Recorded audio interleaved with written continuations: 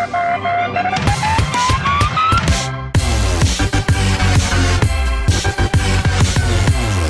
going on, here? Welcome back to episode 11 of Soccer Manager 2017 on my channel. This series is now only going to be uploaded weekly because now that I've got 10 episodes, I only really feel the need to upload this series now weekly. And I've got other channels, beg your pardon, other series running on my channel now.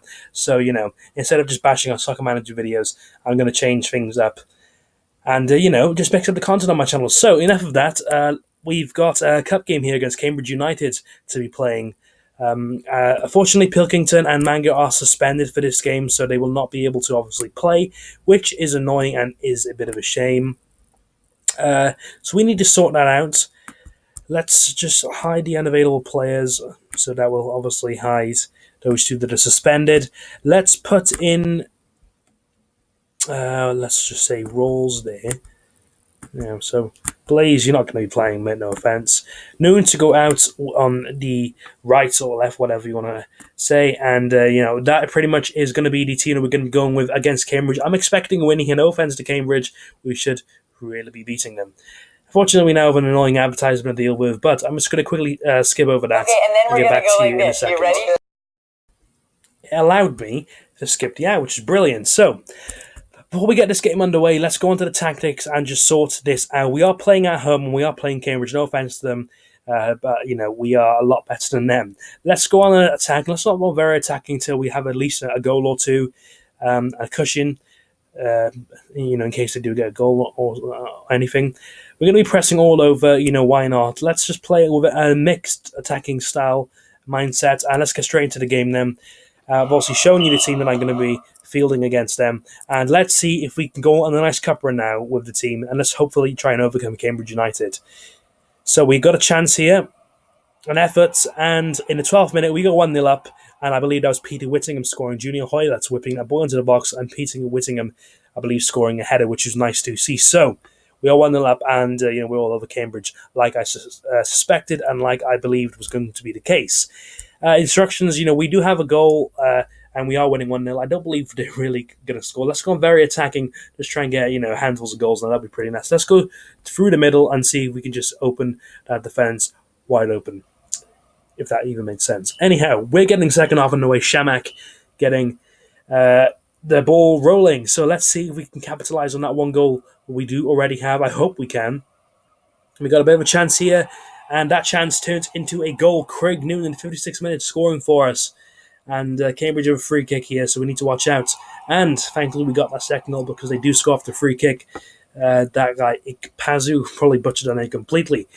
Thankfully we did get that goal with Noon. Let's bring on Lambert now, and let's bring on Emir Hughes. I haven't really played him as of late. Let's give him a chance. And let's bring on Bennett for John. That's in the play, Hughes or Bennett. That's all, to be honest. So John, Gunnison and Shamak leaving the action for us. And obviously the three players that I just said have just come on. It looks like that we are going to be able to hold on. Maybe we can get another goal here if we can. That'd be quite nice. And we do. 3-1 to us. Lex Immers now adding to the tally. And the man of the match goes to Peter Whittingham. We had 16 shots compared to their 8. And 8 of our shots were on target compared to their 3. So, utterly dominant. Considering, though, they did actually have more corners than us. We did come out on top by 3 goals to 1. So, that's nice to see. 16,000 fans turned up for the game, which is pretty good considering it was only a cup game. So, on top of that positive result we did get, now let's see who we get in the next round. A cup draw, ball numbers have been revealed. We are number 9, and obviously the team to look out for is our rivals, arch rivals, Swansea City, in the third round in English League Cup. So, it'd be really interesting if we can get Swansea, but I do highly unlikely believe that we will get them. So let's just quickly run through the draw, and we have Middlesbrough. So Premier League Middlesbrough is the team we're going to be playing. The coach are very pleased to know that Thomas James has been performing very well in training, and he's now gone from a 75 rating to a 76 rating.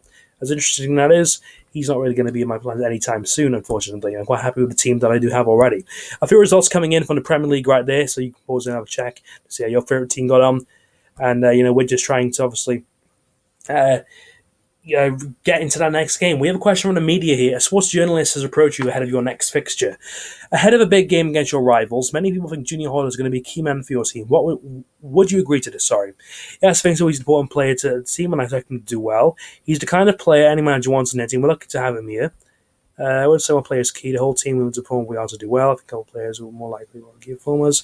He's probably due to a good game, actually. Let's hand to that one. The whole team, going to have to work hard for us to beat Bristol City. This is a big game. This is the seven-side derby. In real life, obviously, Cardiff did beat Bristol 2-1, so let's hope we can try and recreate that. We are 16 in the championship, but we are unbeaten in 3 games, and they're unbeaten in 2, so this is a massive game. In terms of instructions, I know we're at home, but we are playing Bristol, so we're going to go on a normal attacking mentality, if you can even say that.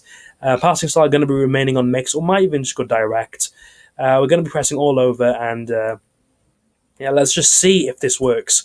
That is the team we're fielding, and that's the team that Bristol City are fielding, sticking with the same exact line that they have been as of late. Newton, Hoylett, and Shamak being the front three, and that's all you really need to know. So, the seven-side derby, we are home to Bristol City. So, let's hope we can obviously get a win here. It'd be really nice if we can. And we get a chance in the 11th minute, and Peter Whittingham, he does what he wants, scoring for us, and that's a brilliant start to the game, but better be quiet because Bristol have a chance, but Ben Amos, big Ben Amos in the goal, making a save, which is nice to see. If we can beat Bristol City, I'll be ecstatic, man. Not my cup of tea, to be honest, Bristol aren't, but it means so much for us to obviously, hopefully, try and win this. A foul by one of the Bristol players right there, and he could be in a bit of trouble here. No, it's one of our players, Peter Whittingham, Lex Immers, being a bit of a naughty boy there. So I don't want to get him a sent off. I don't want him sent off. So let's bring on Emir Hughes and let's see what that does. We are only winning 1-0, so I don't really want to go full on all that attack because Bristol will probably just counter on us and score, and I would hate for that to happen. So they get the second half underway. We've had 9 shots compared today too, so we should be winning comfortably. And as I say that, Craig Noon scores in the 51st minute, and it looks like we're just going to get handfuls and handfuls of goals now. That's 3.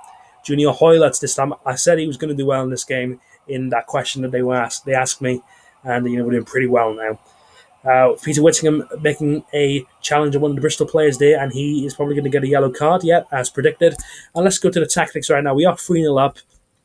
Definitely going for the 3 points now. Well, definitely getting the 3 points, beg your pardon. Let's go very attacking. Fast tempo, aggressive, like that. Let's go through the middle, pressing all over, and also want to make some changes actually before I go on. Let's bring on Ricky Lambert and see if he contribute anything to the team and maybe show me why he deserves to be starting instead of Shamak. Anyhow, 3-0 at the moment, 3 goals, 3 points. Can't really complain about that. And it looks like it's going to be staying the same unless Bristol can get a goal here, and they do. So, only a consolation for them, and we end up winning the game 3-1. So we win the 7-side derby, and judging by the stats here, we clearly deserve to win. And I'm not being biased or anything, considering I'm a Cardiff fan. Whittingham, Noon, and Hoylett's getting goals for us, and we get 3 very important points in a very big game. Let's look what that does to the table. We jump from 16th up to 13th, and we are now on 10 points. Only 3 points behind Reading, who are in 9th, are in the top 10 in the league. So, obviously, the Cardiff fans will be very ecstatic like myself at the end of that game, and they were singing praises of me. Singing my praises, I beg your pardon. So we got our Champions League fixtures coming in right there. Unfortunately, we're not in a Champions League as of yet, and I don't think we actually ever will be. Obviously, the main goal for me in this series is to try and get Cardiff back to the Premier League, where I feel they should belong. And let's see if we've got any awards right here. Team of the Month, and we've got any of our players. Yes, we have Bamba, Declan John, and Ben Amos. Any of our forwards?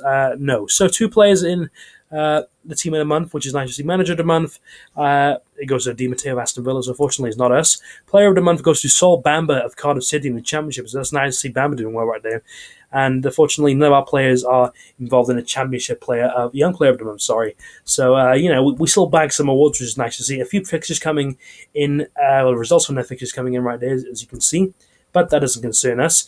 Jazz Richards has now gone from an 83 rated to an 84 rated, which is nice to see. He is obviously in the starting 11. And our French international Jordan Blaze has gone from 75 to 76. Definitely one for the future, he is. We're now into October then. And just being reminded there a few players obviously going up in ratings, but unfortunately Joe Bennett has not been performing well in training for some time now, and he has gone down from an 83 rated to an 82 rated, which was not nice to see. Ben Wilson going from 73 to 74 as well. He's obviously in my starting 11. But you'll have to wait until the next episode to see how I get on in my fixture away from home at Wolves. And that's pretty much it from me, guys. Take care of yourself, guys. Have a nice rest of your day, and Soccer Manager will return next week. Peace. Yeah.